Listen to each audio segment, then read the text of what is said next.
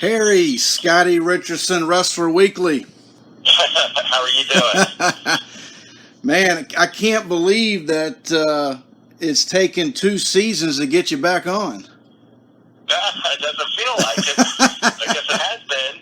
Yeah, that's a tragedy. I should fire someone on my staff, which I guess would be me. How you been? Good. Not much different. I tell you, Pro Wrestling Illustrated 40th anniversary. Can you believe it? It's quite a testament the last 40 years in this day and age. It really is. I mean, I started a 4-part series on, this is now season 4 of Wrestler Weekly Presents, and I pulled out, basically I went to my collection, I pulled out every signed magazine that was PWI and split them up into 4 episodes. I did all Ric Flair for which was our episode 2, and then kind of a mixed bag in episode 3 with some tag team mags with Rock and Roll Express and Steiners and Freebirds, and then got into some Hulk Hogan and Piper last week. But now you're going to close the show, Harry. This is part 4, and just privileged to have you on the show. Well, I'm flattered to be asked. So tell us, let's recap, because we have a lot of newer fans that maybe they didn't catch season finale of season 2 when we had you on, but give us a little recap and really start. And we know you're, for our fans, Harry is a part of Pro Wrestling Illustrated. He's been there a while. He's going to tell you a story, but talk about going way back. The first year I bought a magazine as a kid just happened to be 1979. So when did your fascination as just a fan with the magazines begin? Well, I'm very impressed that you got a head start on me, 1979. Now, just incidentally, do you remember the premiere issue of PWI? When I was a kid, it came out? I did not. Actually, my first magazine was The Wrestler, that had Ricky Steamboat and Ernie Ladd, that great Mid-Atlantic feud, and me being a Mid-Atlantic kid growing up in Virginia. That was, I remember it very vividly, because not only that particular event, and I wrote about this in my book, Family Bacon Wrestling, which fans, you can pick that up on Amazon, but not only did I get that wrestling magazine, Harry, but I also picked up the Waylon Jennings vinyl album with the Dukes of Hazzard theme song on it. So, so that was a great grocery store visit. Well, yeah, when I was growing up in the early 80s, pro wrestling and the Dukes of Hazzard kind of went hand in hand. And I think in one of my columns, I compared the old WWF. I said they had a boxing template. When you tune into WWE Championship Wrestling, it was always like watching a boxing show where they introduced the ringside position and the timekeeper and talked about the state athletic commission, and they had introduced the referee. But like Georgia wrestling, for example, that was Dukes of Hazzard. Oh yeah. Johnny Rich, the good old boys, watching each other's back and that sort of stuff. I didn't really start watching wrestling until 1981. I live in a rural section of Maryland, the Eastern Shore of Maryland, and we only had one TV station. And we finally got a second one. And the first show I saw was WWF Championship Wrestling, because I guess we were in their unofficial territory at that time. But I had good enough antenna reception that I could also get Mid-Atlantic Championship Wrestling every week. Wow. And it was around 81, 82. And, younger people just really have to understand how we all lived in the dark. Right. Totally in the dark. I didn't even know, I didn't really know the existence of pro wrestling before I saw a wrestling show on TV. Yeah. I didn't know the existence of wrestling magazines until one Friday night, my mother took me to the Safeway, the Friday night routine, and I went to the newsstand, and it was the April 1983 issue of Inside Wrestling, which was, I'm trying to remember the cover. It was Ken Patera versus Ivan Koloff. Oh, yeah. It had Flash in St. Louis, probably. And also Jimmy Snuka versus Captain Lou Albano. They had a cage match, I believe, at Madison Square Garden. Wow. So when I took that first issue of Inside Wrestling home, I just inhaled that and I stayed up till midnight, read it from cover to cover, and I was absolutely hooked. And while I saw ads for other magazines throughout Inside Wrestling, there was like The Wrestler, Sports Review Wrestling. You think, wow, that sounds exotic. Where were they? For 9 months, all I saw was the Inside Wrestling at Safeway. That's what I purchased. And I recall my family driving up to a convenience store, and I was in the back seat where I always was, probably about 12 years old or so. And I could see through the front of the convenience store the magazine rack. And it was, now I know, it was the December 1983 issue of Pro Wrestling Illustrated. And Dusty Rhodes was on the cover. Oh, yeah. And to this day, this is one of my favorite PWI covers. Dusty Rhodes wearing the fur coat. Absolutely. And I had never seen a pro wrestler presented in such a classy, sophisticated way. And that's what Pro Wrestling Illustrated, I think, brought to the table. And Stu Sachs, our publisher, recently kind of described the approach, which I hadn't really heard it put this way before, but it makes a lot of sense. The wrestler and Inside Wrestling were tabloids. The idea behind PWI is that it was going to be a sports magazine. Mm. And while the content was very, very similar, the presentation was far different.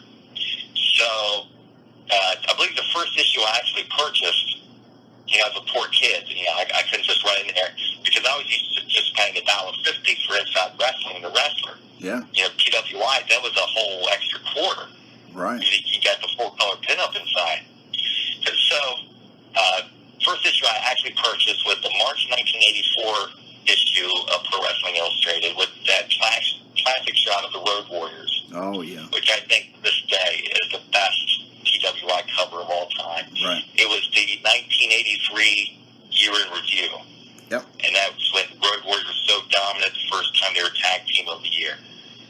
And one interesting thing about that, many of my friends at school at the time had copies of this magazine.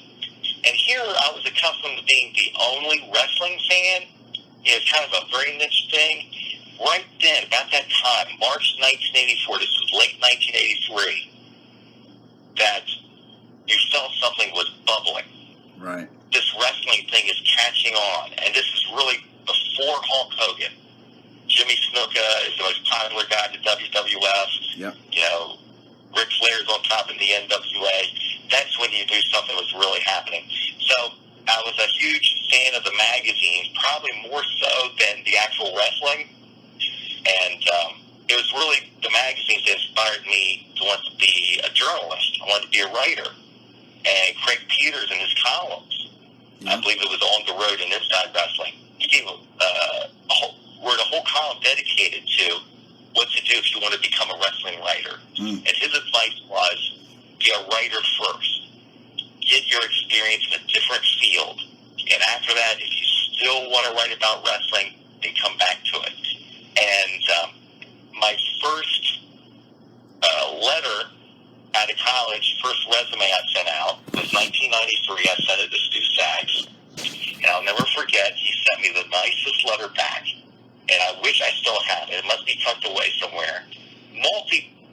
Multiple paragraphs where he said he appreciated my resume, and he thought I had promise, but I really needed to get experience.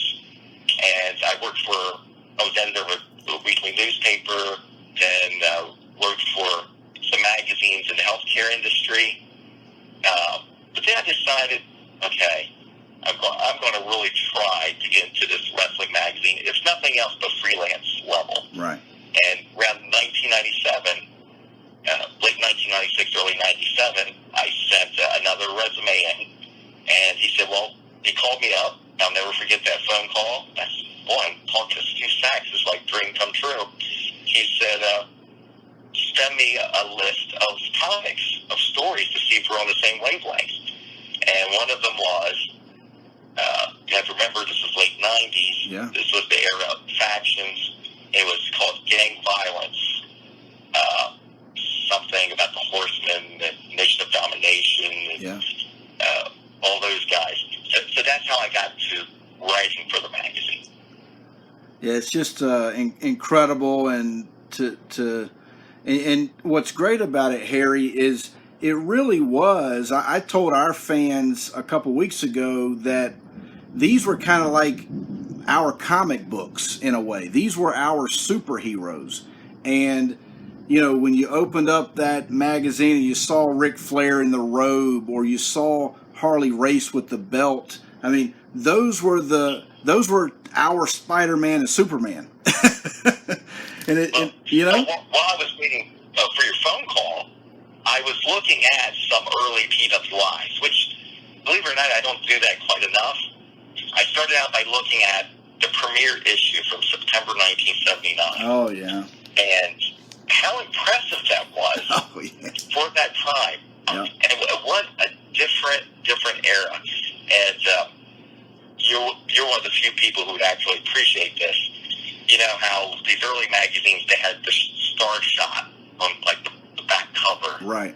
And it's a great full-page pinup of Bob Backlund with the WWF title belt around his waist, clasping hands with Ricky Steamboat, and he has the U.S. heavyweight title around his waist. So you have a WWF champion and an NWA champion in the same picture. Yeah, it is one of the best photos that I have seen in wrestling, and you know, that was that fascination. You know, that red leather U.S. belt growing up in the Mid-Atlantic area has always been my favorite belt, and then that Backlund belt, that you know, the WWF belt that Superstar Billy Graham and Bob Backlund had, that blue, you know, going back to the red with Bruno Sammartino, and I've had Dave Milliken on. We've talked about that, but I mean, that was the thing. You know, Dave actually had a great point, Dave Milliken, because he said that one of the things that inspired him in making wrestling belts was that famous centerfold poster, pin and take out of Harley Race holding the belt. If you remember that, he's got both ends of it. And you know, and think about that. That inspired Dave Milliken, who we know has gone on to just be the ace of belts. Well, I recall that full-color pinup. I believe Roddy Piper was on the cover.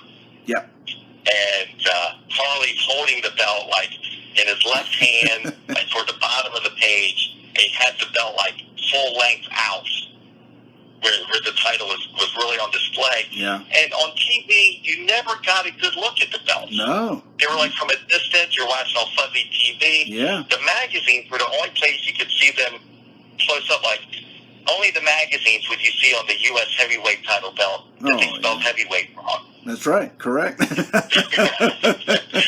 transposed the G and the H. Absolutely. So now you're now with the magazine, you're writing. So tell us, you know, it's got to be exciting.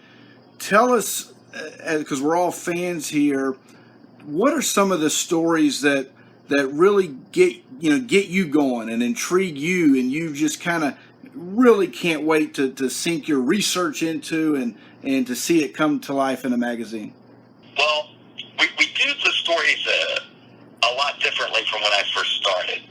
And, see, maybe I don't have much of a vision, but I like being assigned stories. Right. And in the old days, the way it happened was, you know, Bill After might have like a group of photos sure. that he got at the last WCW event he went to or something.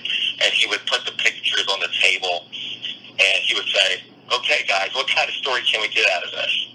You know, Stu would lead the meeting, and everybody on staff would just pitch ideas of okay, the Giant has a funny look on his face in this picture. We could say that he's unsatisfied, he's unhappy with Diamond Dallas Page, so that we can make something out of that. So we would take something very small and blow it into a big story. Sure. And then you would come up with the headline.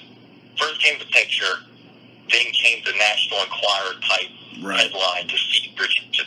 So if you're a writer working from home, you're basically given the headline, and you would write the story to match the headline. Right. Nowadays, it works much more broadly, where the pictures don't determine the story. Right. And Stu, like recently, mentioned, hey, Velveteen Dream's getting a lot of buzz. You know, most people in the industry believe that he's going to be really a top star very soon. And we should get something in the magazine about him. And he'll give me, he'll tell me, basically you wouldn't expect a phone call from WWE, because that's how it's set up these days. Sure. In the old days, we relied on Bill Apter's Rolodex. Nowadays, Stu contacts WWE, tells them what kind of story we want to write, and then WWE gets permission from the wrestler.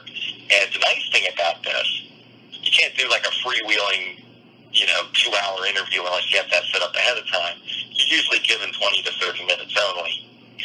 The great thing is that they always call you on time.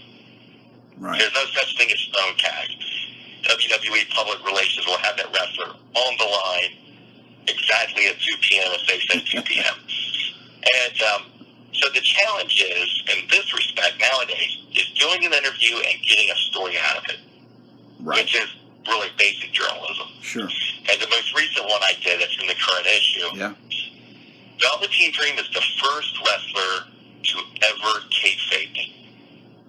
Wow. In 22 years of doing this, he stayed totally in character and refused to answer any question whatsoever. Wow. And if you read the article, like I would ask something like, maybe the NXT North American Championship, but obviously supposed to be paying homage to the great North American Championships of the past, Mid-South, the old WWF North American title, which evolved into the Intercontinental title. And I said, what do you think of the legacy or the heritage of that title? And he said something like, well, that's for the Velveteen Dream to know. I said, well, this is getting nowhere. We did this for 15 minutes. And finally I said, okay, is there any message you'd like to get across to the fans? And he gave a lengthy, fabulous answer, which was sort of, this happened just a few days after John Moxley had gone on Talk is Jericho podcast, and really criticized Vince McMahon and the creative process. And Velveteen Dream gave a full-throated endorsement of Vince McMahon, creatives, and said he doesn't want to be a wrestler. He wants to be a WWE superstar, and he would be proud to have someone in a business suit tell him what to do and say. Basically, that's what he was saying. And that was a take you would have never expected somebody to take. And so we did get a story out of that. He didn't answer any of the questions I had in mind, but he did give us quite a hot potato, which, well, this will be a little controversial because he is really directly answering John Moxley in this story.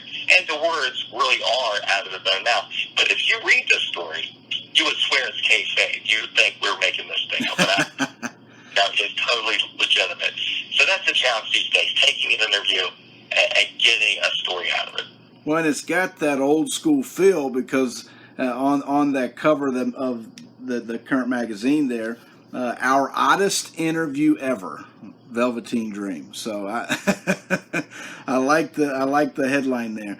But how fun was it to put that 40th anniversary issue together and going back and looking at some of the just fantastic, whether it be covers or moments or stories in that 40th anniversary with the Rhodes brothers, AEW on the cover? Well, I mean, that was a very special issue. We had so much going on with that. You had the oddity of the Velveteen Dream story, but the big things going on was the first cover with AEW. Yeah. And the fact that it was Cody Rhodes and Dustin Rhodes, and just coincidentally, exactly 40 years after Dusty Rhodes and Mil Mascaris were on the cover. Yeah. So that was an interesting tie-in. Yeah. The other thing was that I believe it was Al Castle had done a long interview with Kofi Kingston. Right. And this was a little odd because you won the WWE title. And the 40th anniversary mixed into that.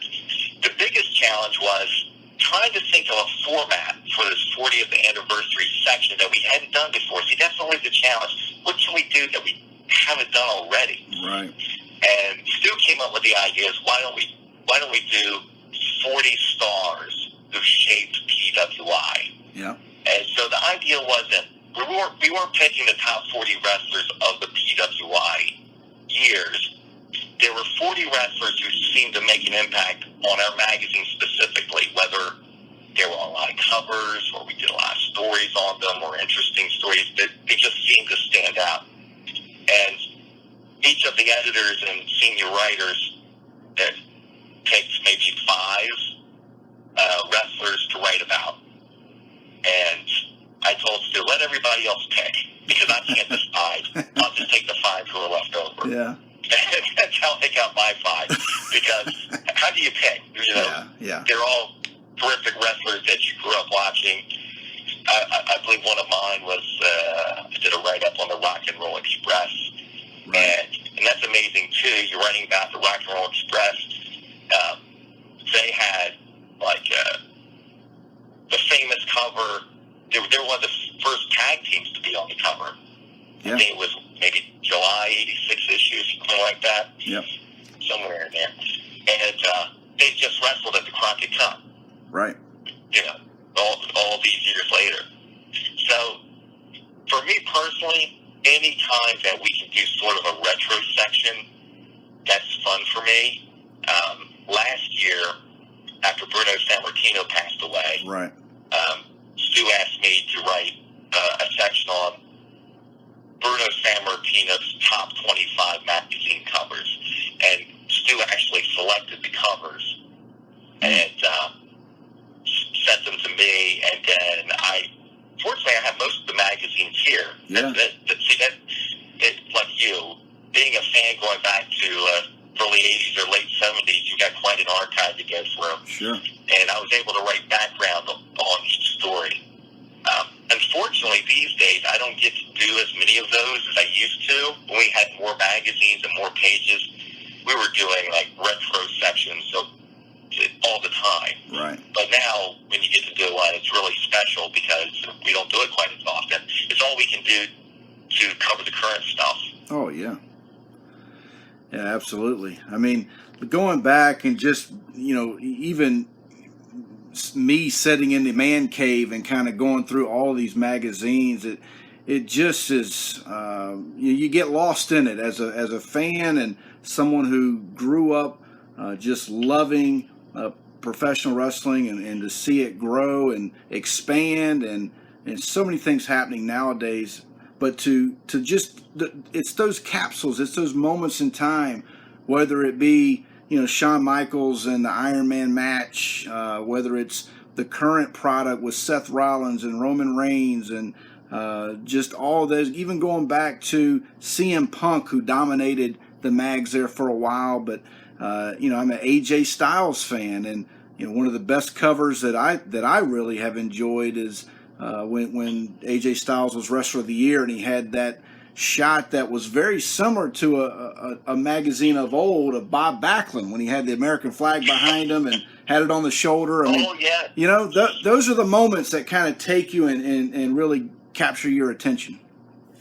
Well, boy, didn't you love that cover of Backlund on the cover of The Wrestler, yeah. 1982, I believe, with the American flag behind him. That was fantastic.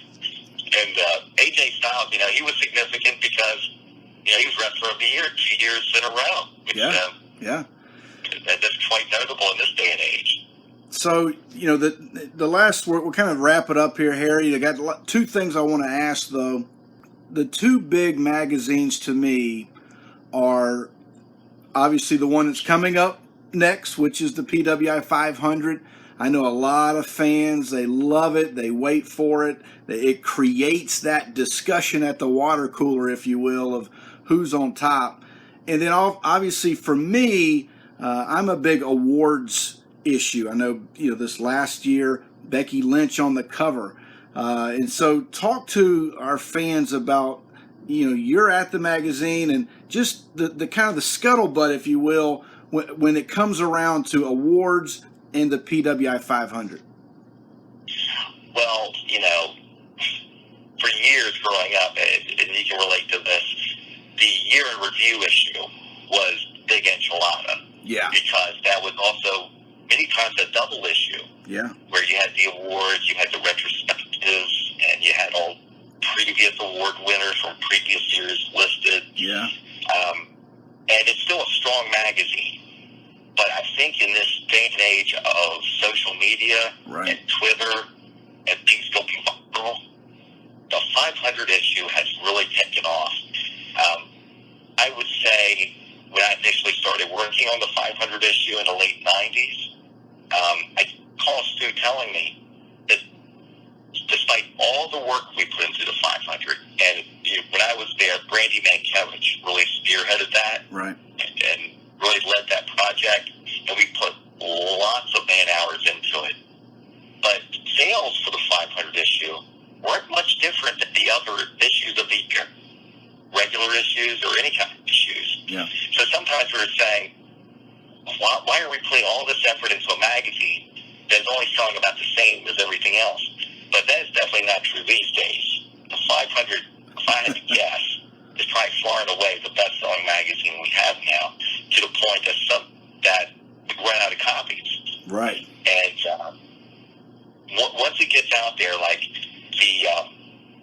this year's number one in the 500 will be announced in less than 2 weeks. Right. When that's announced on social media, there's going to be a run on these magazines. And to me, I'm like, finally, the internet's helping us. I'm just guessing. I don't have the figures. We could probably sell more issues of the 500 than any of the other ones combined. Who knows? I don't know. But it definitely is talked about more than any other thing that we did, except the women's 100 that we're doing now. Yeah, absolutely. I think that has the potential to become just as strong.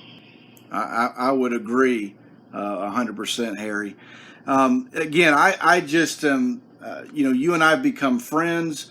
We are kindred spirits. I think if we got together in each other's man caves, we would have magazines and just discussion, and it would be rolling. And so I will just tell you, and please, and I will send Stu a message, but certainly let all the people there at PWI how much Wrestler Weekly loves PWI. It's a part of who we are. And I said on an episode maybe a week or two ago that there would not be a Wrestler Weekly without Pro Wrestling Illustrated and all that's gone through, and all the many years from Bill Apter to Craig Peters, as you mentioned, and Gary, and I mean just so many people that have kind of shaped the way we approach the product, if you will. But so we say thank you, Harry. And we love Wrestler Weekly, too. We truly appreciate you posting all these great covers, and you remind me of things I've either long forgotten or never knew in the first place, so I appreciate it. Well, Harry, we're on pins and needles here waiting for PWI 500. I can tell you we've got the hand on the pulse, and everybody is excited about it. And, we're certainly going to pick up our copies. And again, we appreciate you coming on. We wish you the best in the future, and keep on keeping on, brother. All right. Well, thank you very much. We'll have to do it again sometime. Absolutely. Thank you, Harry. Have a great one. Okay.